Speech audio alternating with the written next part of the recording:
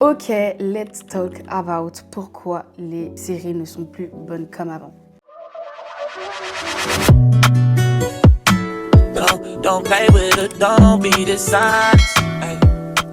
Déjà, bienvenue dans Let's Talk About. Ce sera le rendez-vous du mois. Voilà, tous les mois, on aura notre Let's Talk About sur un sujet en particulier. Donc, n'hésitez pas à vous abonner à Spill with Marty pour qu'on puisse en parler tous les mois. Voilà. Et n'hésitez pas à me le dire en commentaire sur quel sujet vous voulez qu'on parle sur Let's Talk About. Voilà.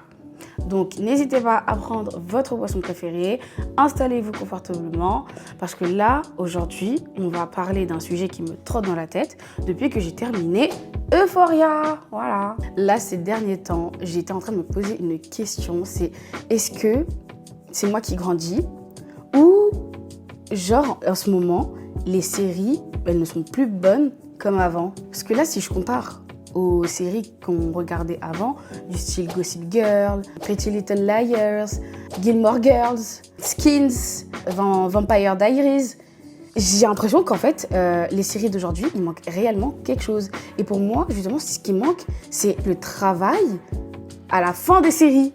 Parce qu'en fait, elles vont commencer bien, mais en fait, elles vont toujours se terminer d'une façon trop bizarre, d'une façon qui n'est pas dans la l'ADN de la série en elle-même. Vous voyez ce que je veux dire? Alors, let's talk about it. Déjà, on va commencer par Euphoria, parce que c'est à cause de cette série que j'ai eu cette idée de vidéo, d'accord? Quand la saison 1 elle est sortie, c'était un événement, tout le monde en parlait, les personnages ils étaient mémorables, l'esthétique était incroyable, la bande son, les musiques, elles étaient parfaites et surtout en fait, on s'attachait énormément aux personnages. Même quand ils faisaient des choses horribles, on comprenait leur motivation, on ressentait en fait leurs émotions et ça faisait toute la différence, vraiment. Mais cette dernière saison, j'ai eu l'impression que je regardais une autre série. Ça n'avait tellement, mais rien à voir avec le début. Après, je sais pourquoi justement ça avait rien à voir, mais c'était une dinguerie. Ah, déjà, il y a eu la mort de Rue, mais après, en soi, la mort de Rue, je m'y attendais, d'accord? Il y a eu la mort de Nate, mais lui, c'était un peu bien fait, honnêtement. C'était vraiment bien fait, en fait. Il y avait aussi le manque de conséquences, des intrigues qui ont été abandonnées, les personnages qui ont été mis de côté. Non mais Jules, mis à part peindre, elle servait à rien.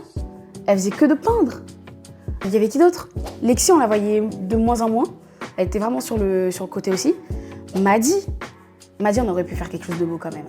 Avec Maddie, on aurait pu faire vraiment quelque chose de beau. On aurait pu faire quelque chose de fou avec elle. Mais sans plus, il n'y a rien eu de plus que ça en fait par rapport à Maddie. Cassie, par contre, elle a été trop mise en avant. Pourquoi en fait?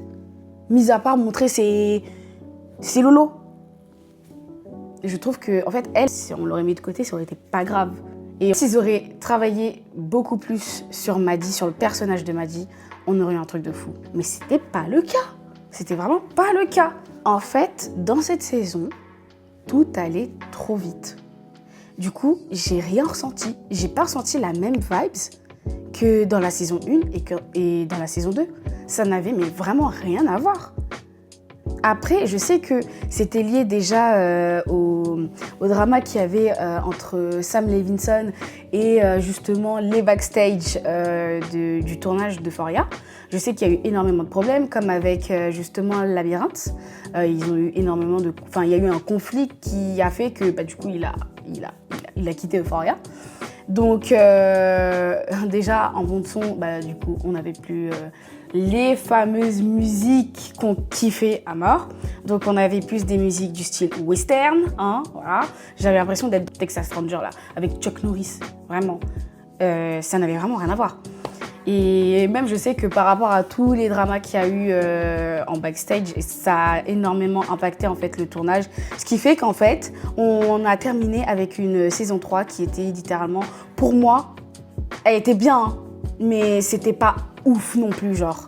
Et ça, je suis trop déçue de le dire, putain, je suis trop déçue. Et là, c'est là en fait que je me suis vraiment demandé, est-ce qu'on va retrouver ces émotions qu'on avait au tout début dans les séries? En fait, dans les séries modernes. Genre, dans tout ce qui va sortir prochainement, est-ce qu'on va avoir cette sensation, ces émotions qu'on a eues justement avant avec les autres séries qu'on regardait justement avant?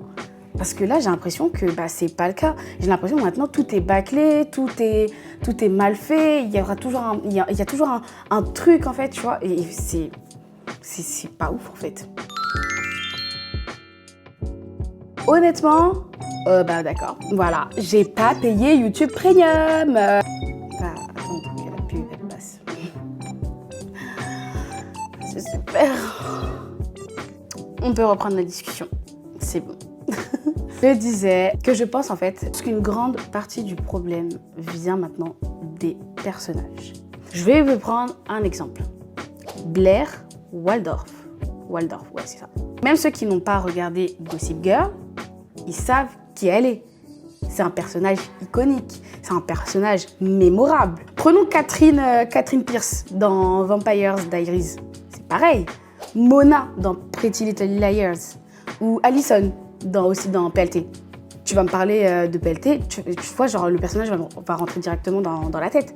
Tu vas savoir c'est qui. C'est des personnages qui ont réellement eu une vraie personnalité, en fait, qui ont marqué les séries. Vous voyez ce que je veux dire?